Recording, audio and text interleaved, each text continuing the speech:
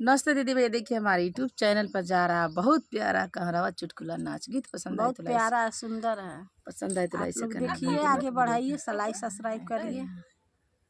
फुल support करिए और आगे बढ़ाइए। हाँ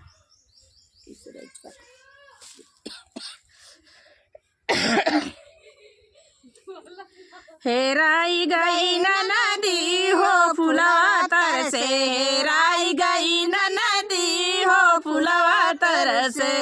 हेराई गई न नदी हो फुलवा तर से,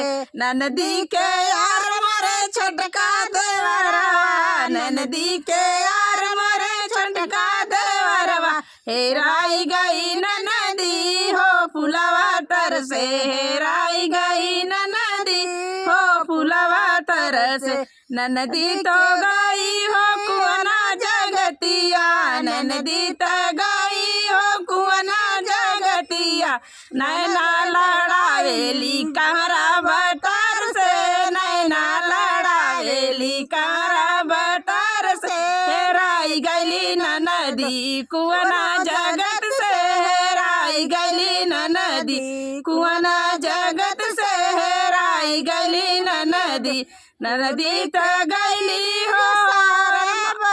नदी त गईली हो घुमन सड़किया, नदी त गईली हो घुमन सड़किया, हेराई लड़ाई लेली नैना ड्राइवर भतार से, लड़ाई लेली नैना ड्राइवर भतार से, हेराई गई न नदी सर बाजार से, हेराई गई न नदी सर बाजार से, हेराई गई न नदी सर बाजार से, हेराई गई न नदी हो फुलवा तर से, हेराई गई न नदी हो फुलवा तर से।